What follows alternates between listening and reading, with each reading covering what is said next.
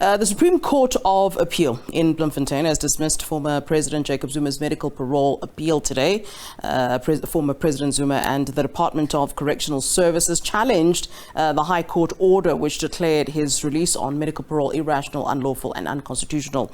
The DA had earlier submitted in the SCA that former Correctional Services Commissioner Fraser erred in believing that he was entitled to release the former president on medical parole.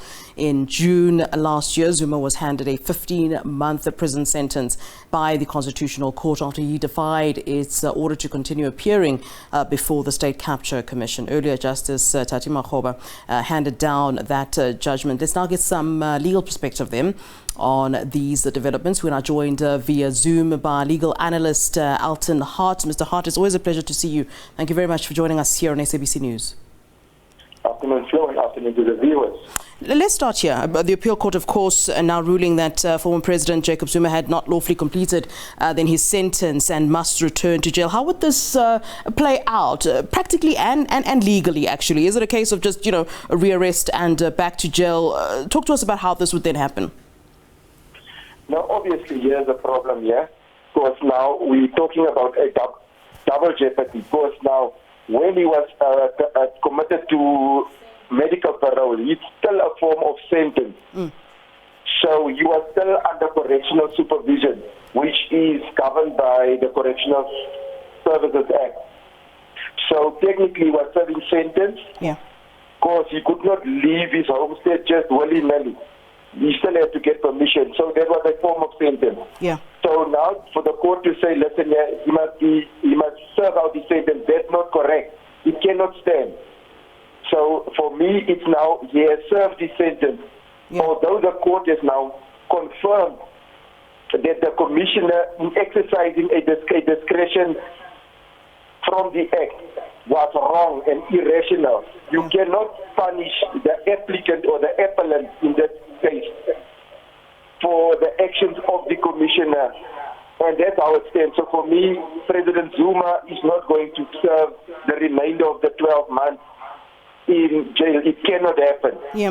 And I mean, at this point, then what legal recourse would the former president then have? And I base this question on the fact that, it had been said that, there hadn't been a trial for him to be sentenced in the first place. So where would that, where would that recourse then begin? Does it begin at the point of recourse? I mean, I understand what you're saying, that we're now dealing with an issue of double jeopardy. But I'm asking that, say we had to start again, where would we start?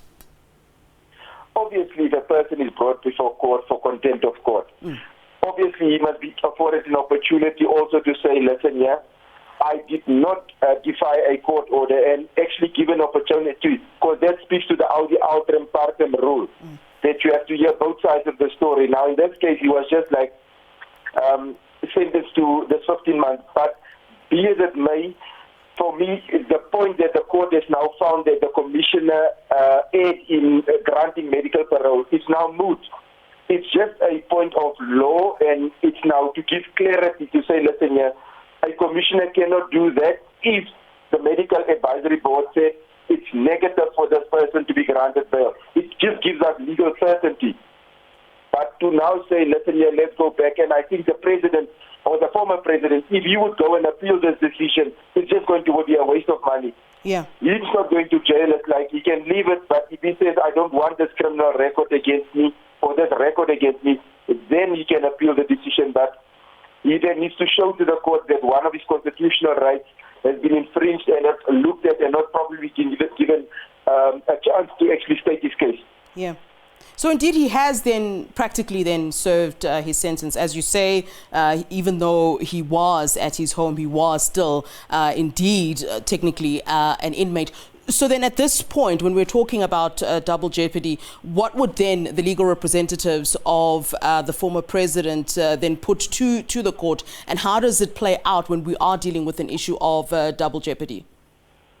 Say, for instance, for some odd reason that whoever, if the former president appeals this decision that say that the decision was, and he takes it to the Constitutional Court, I think that would be bad legal advice given to him by his legal representatives. I think he should just leave it because now if the DA, the Helen Suzman Foundation, and also the Justice, there was an amicus in the application, if they feel like the court did not give them what they want and they want the president, they wouldn't appeal the decision. But then they have to show to the court that there is a right of the public that has been infringed, because that's the only way that they'll get into that court.